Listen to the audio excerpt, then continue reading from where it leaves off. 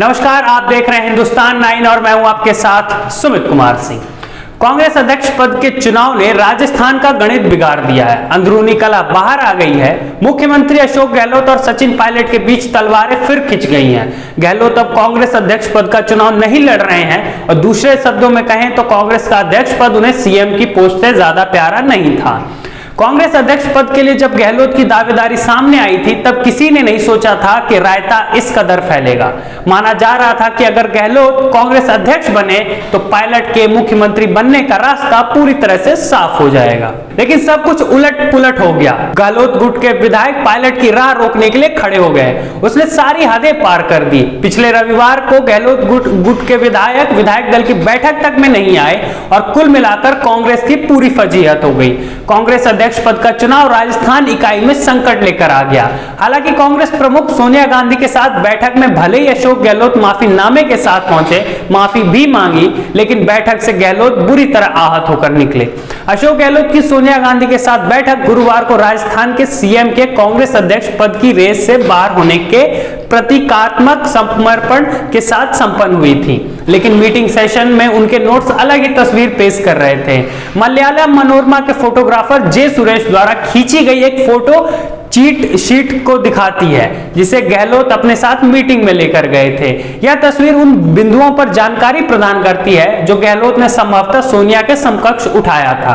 यह तस्वीर गहलोत के युवा प्रतिद्वंदी सचिन पायलट के खिलाफ उनके एक तरह के आरोप पत्र का ही खुलासा करती है। सचिन के खिलाफ कई आरोप लगाते हैं जिनका एसपी के तौर पर उल्लेख किया जाता है।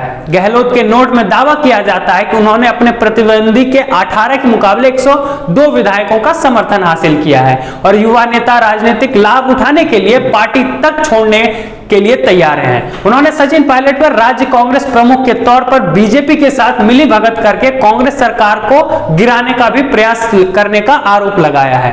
10 से 50 करोड़ की पेशकश करके विधायकों को कथित तौर पर खरीदने की कोशिश की गई थी। ये सारे गहलोत के आरोप हैं।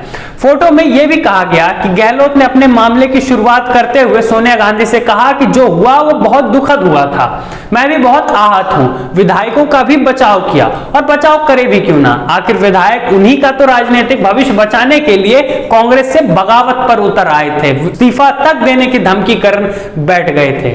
नोट्स में कहा गया कि एसपी यानी सचिन पायलट पार्टी छोड़ देंगे। ऑब्जर्वर पहले सही रिपोर्ट देते तो पार्टी के लिए अच्छा होता। पायलट पर भी आरोप लगाया गया कि पार्टी का पहला ऐसा अध्यक्ष था जिसने अपनी ही सरकार को गिराने की पूरी कोशिश की। हालांकि गहलोत खुद भूल गए कि हाल ही में उनके ही विधायकों ने उनके इशारे पर क्या किया था। क्या वो कांग्रेस को खुले तौर पर बगावत नहीं थी? जिस तरह विधायक बसों में भरकर विधानसभा अध्यक्ष के पास पहुंचकर अपना इस्तीफा देने की धमकी देने लगे थे, क्या वो बगावत नहीं थी? हालांकि शायद कांग्रेस इस तथाकथित जादूगर के सामने नतमस्तक है, तभी तो इतना होने के बाद भी किसी पर एक्शन नहीं लिया गया। खाना पूर्ति के तौर पर 3 नेताओं को नोटिस भले भेजा गया, क्यों ना जिस तरीके से 2020 में सचिन पायलट के साथ किया गया था, जैसे उनके उप मुख्यमंत्री पद छीन लिया गया, प्रदेश अध्यक्ष पद जबरदस्ती छुड़वा दिया गया, वैसा ही कुछ एक्शन शायद फिलहाल लेते तो इशारा बहुत साफ होता कि कांग्रेस आलाकमान किसी भी तरह का नकारात्मक प्रचार बर्दाश्त नहीं करेगी। लेकिन ये सारे नियम तो शायद सचिन पायलट के लिए हैं और अशोक गहलोत तो मानो कांग्रेस ने खुला छोड़ दिया है। हालांकि कांग्रेस अध्यक्ष पद का चुनाव लड़ने से गहलोत ने भले पीछे हट जाने के बाद कई तरीके की संभावनाएं खुल गई है, यानी पिक्चर अभी भी बाकी है। पार्टी के संगठन महासचिव केसी वेणुगोपाल ने कहा है कि कांग्रेस अध्यक्ष सोनिया गांधी अगले 2-3 दिन में राजस्थान के मुख्यमंत्री के बारे में फैसला करेंगी।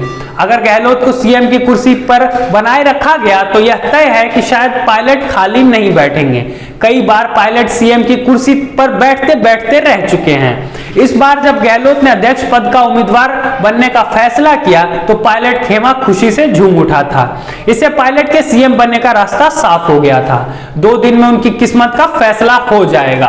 गहलोत अगर माफी मांगकर सीएम की कुर्सी बचा लेते हैं तो पायलट के सब्र का बांध टूट सकता है। वो लंबे समय से सीएम की कुर्सी पर बैठने का इंतजार कर रहे हैं। 2018 के विधानसभा चुनाव में प्रदेश अध्यक्ष के रूप में उन्होंने कांग्रेस को जीत दिलाई थी।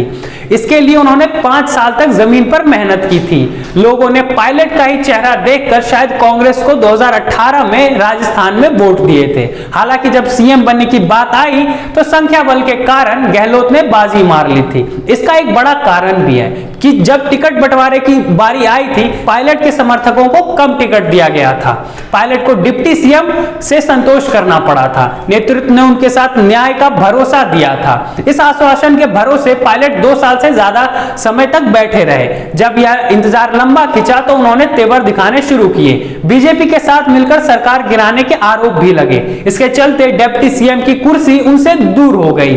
अगर पायलट को अब भी खाली हाथ रखा गया तो मुमकिन है कि वह ज्योतिरादित्य सिंधिया की राह पर चल सकते हैं। जो काम मध्य प्रदेश में सिंधिया ने किया था, पायलट वही राजस्थान में बीजेपी के लिए कर सकते हैं। वह सही है कि गहलोत के साथ विधायकों का समर्थन बहुमत में है, लेकिन खबर यह भी आ रही है कि सचिन पायलट गुट शायद अब और मजबूत हो सकता है।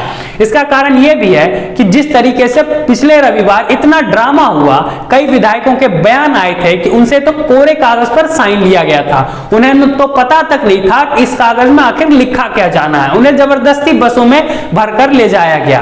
सवाल यह भी है कि अगर सचिन पायलट इस बार बगावत करते हैं तो कितने विधायक सचिन के साथ जाएंगे और कितने गहलोत के साथ रह जाएंगे, यह भी एक बड़ा सवाल है। अब देखना है कि अगले 2-3 दिनों में कांग्रेस में क्या होता है और क्या राजस्थान में एक बार फिर से पायलट को खाली हाथ ही संतोष करना पड़ेगा या पायलट अपना कुछ नया रास्ता अख्तियार करते हैं। इन सारी बातों को जानने के लिए जुड़े रहे हमारे साथ और देखते रहिए हिंदुस्तान 9। बहुत बहुत धन्यवाद।